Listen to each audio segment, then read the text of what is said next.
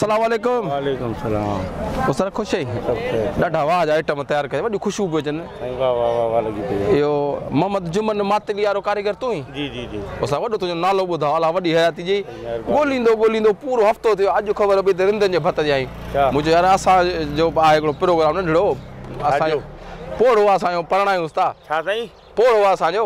पोड़ो? हा असांजो पोड़ो आहे उन बेवाहो आहे। बेवाहो आहे वरी पोड़ो आहे। हा 70-80 साल शादी था करायूंसि मुंहिंजो 70-80 साल जो आहे।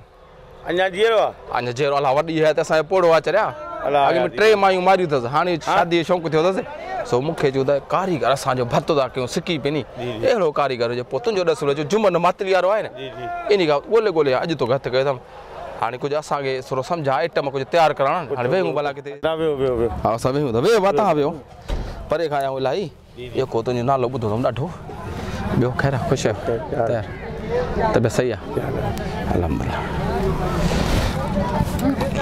अॼु हिते ॾाढा आइटम आहे न भत में। गंज लॻा पिया सुबुह खां लॻा पिया हो न। हा लॻा अला वाह वाह मानी यार तोरी ॻाल्हि ॿुधियमि पे कसर उमरान ॻाल्हि कई पे इहो सर मानी वाह जी थो ठाहे। साईं छा ठाराईंदो तव्हां?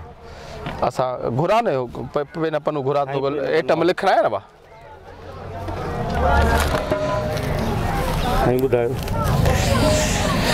लिख जी 10 देगियूं लिख 10 देगियूं वाङण जो हलवो। हा वाङण जो हलवो 10 देगियूं क़िस्मती भत था कयूं ॻाए वॼाए कबो बाक़ाइदे भले नूनर वहंदा नूनर।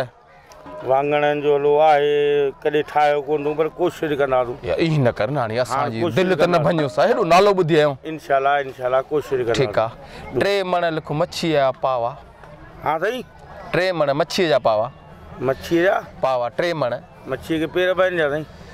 कराची मां जेका समुंड मां मच्छी ईंदी न हा साईं उहा पावन समेत ईंदी। हलो साईं इंशाल्लाह कोशिशि कयूं था। हा 3 मण ठीकु आहे साईं। ॿियो सर हिकिड़ी ॻाल्हि सम्झ में कोन थी अचे। जी जी इहो सची हा इहो मिर्चनि जा कोफ़्ता सावन मिर्चनि जा कोफ़्ता साईं इहे ठाहींदा आहिनि छा? तक़रीबन 300-400 दाणा हुजनि महिमान ॿाहिरां ईंदा न वॾा। मिर्चनि जा? हा मिर्चनि जा कोफ़्ता 300 दाणा लिखो साईं। ठीकु ठाहे त ईंदे न साईं कोशिशि कंदासीं तव्हांजे करे तव्हां हेॾी उब सां आया आहियो। हा कोशिशि कंदासीं। हा यार ॿियो उस तरह पाॾो आहे मुंहिंजो माना गॾह जे साइज़ जेतिरो। हा साईं पाॾो आहे मूं वटि। हा गॾह जे साइज़ जेतिरो। साईं पाॾो आहे या गॾह आहे? साईं आहे पाॾो आहे पाॾो पर गॾह जेतिरो आहे इन मां ॿुधा त सर तूं मुंहिंजी ॻाल्हि त पहिरीं सम्झ न पाॾो आहे पर गॾह जेतिरो आहे। ठीकु आहे इन मां कीमी जूं घणियूं देगियूं निकिरंदियूं इहो थोरो मूंखे हिसाबु करे ॿुधा त वरी। साईं हाणे जे गॾह लासीअ जहिड़ो हूंदो हा त उन मां तक़रीबन सिंधी गॾह जेतिरो आहे। सिंधी गॾह एतिरो त पोइ साईं हिन मां 6 खां 7 ठहंदियूं 6-7 कीमूं देगियूं माना 2 गॾह हुजनि भला गॾह न परे पाॾा ठही वेंदो न कीमूं सर? हा साईं हा साईं ठीकु आहे। इहो घणियूं देगियूं लिखी साईं? इहे 14 थियूं। हा साईं हा ऐं ॿिया कहिड़ा कहिड़ा आइटम अथई पचाईंदा? ॿिया साईं जेके तव्हां चवंदो तव्हां ॿुधायो न असांखे वरी हाणे मूंखे त इहे ज़हन में आहे। साईं मूरीअ जो हलवो ठाहियूं? न मूं हो हुन वाङण जो ठाराए थो न साईं तव्हांखे।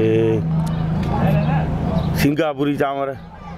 न सिंगापुरी यार सिंगापुरी सिंगनि वारा चांवर न इहे न हिते न।